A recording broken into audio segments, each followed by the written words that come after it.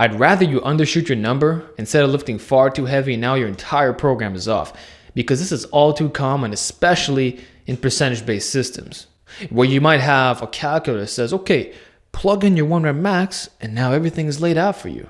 Well, if you think that your 1 rep max is 350, when in reality 330 is more appropriate, you'll find yourself plateauing very quickly. Yeah, the gains might be good at first 2 weeks. Yeah, you're solid. You're hitting all your PRs.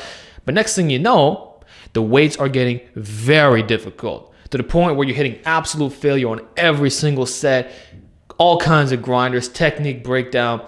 And then what was supposed to take you, say, 3 months is now a month and a half, or 2 months is reduced to 1.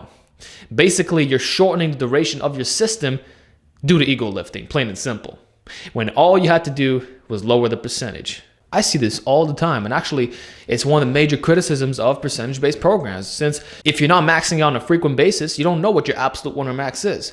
And even if you do know, maybe you're not peaked anymore. So if you did 400 pounds at your absolute best stage, competition ready, it doesn't mean you could do that today. What was RPE 9 back then could be RPE 10 now. So if you're basing your system off that absolute number that could have changed, you're better off undershooting your values. This will ensure that you build up the proper way. And hey, if it happens to be a little bit on the lighter side, don't worry about it. That just means an extra week or 2 added, but you're not going to compromise anything. And that's what I'm getting at here. Plus, you'll probably be a little bit more sensitive since you're that far away from peaked out status in the first place, right? Basically, if you don't know what the facts are, undershoot. I'm keeping it as simple as that. And the same can be said for things like dynamic effort method. I see guys, they send me their clips. It's clearly not in that range. They're more like 60, 65, 70. Easily 10% off because they're basing it off the wrong percentage. And I don't understand why you'd be doing speed work if the form's gonna look like garbage. Maybe not garbage in a technical sense, but the slowdown of the weight. If you're actually having to grind through 8 sets of 3 with 60-second rest intervals, there is a legitimate issue. And perhaps in that case, taking the mat winning approach is more suitable. Even then, you'll realize like, bro, these are low percentages. 30, 35, 40% of your 1 rep max. You can actually get a great training effect. Maybe that's what some people need, because in reality, it's 10% off anyway, right? So not even that will be the true values, but it's still better than overshooting. You see what I'm saying? And then we can also talk about pushing things to the extreme with maxing. Boy, oh boy, does the max effort method get a bad reputation because of this. You got dudes lack the experience of lifting heavy in general. They're coming in doing massive jumps. And then they wonder why their back is rounding like an absolute banana. They wonder why they come crashing down the pins. They wonder why their form turns to complete garbage. Misgrooving like crazy. Oh, the form wasn't right.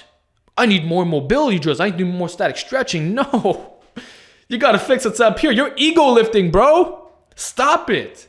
Make smaller jumps. There's a great rule, and it's time proven by competitions. 3 attempts and you're out. And actually in Prilipin's chart, I believe it's 4 attempts and you're done. Personally, I like to leave it at 3, but that's it. You want to go gradual with things. If you think that your deadlift 1 rep max is 545, you don't go from 4.5 plates right into 545. You do 4.5, then 5, then maybe 5 on a 10, then 545. It's not that different. It's a little bit more taking your time. So what? That's what I mean by undershooting your values a little bit. Hey, you might even figure out that by the time you hit 525, it's like, whoa, this is feeling extra heavy. Maybe I gotta do 535 instead. In many cases, 5 to 10 pound jumps is the way to go. You saw this on my bench. I did 380, 385.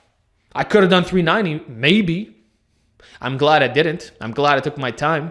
This way, I don't get snapped up and I know exactly where I stand. Never having to guess, never having to wonder, okay, is this my absolute value? And now I'm going to base a system off that I don't know what it is and possibly screw up my entire results. Your numbers aren't going to change that drastically from month to month.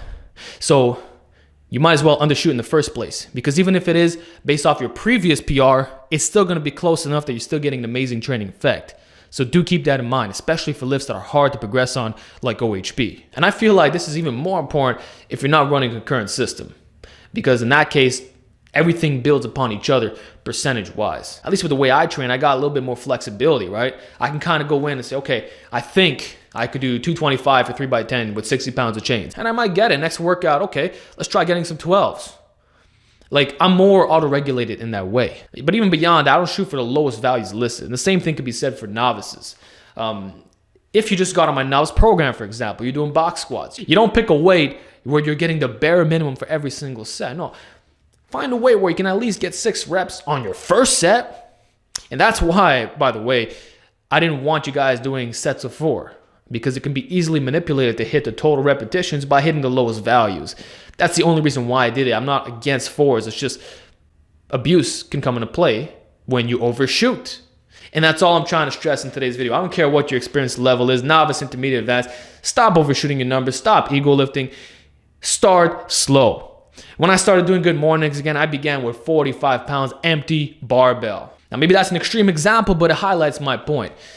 Go low, build up, instead of going up, and now you gotta climb back down the mountain. All too common in this day and age. So the more you stay away from ego lifting, the better your results are gonna be. Take it from me. I've been there, done that. You've seen my entire journey on YouTube. I've documented for you. And I can tell you for an absolute fact that's not worth ego lifting. Right now I'm making some of the best gains of my life because of this gradual approach. Undershooting, not overshooting. So I hope this video was helpful. Let me know if you want more examples. Let me know if you got questions about this topic. And I'll see you in the next one.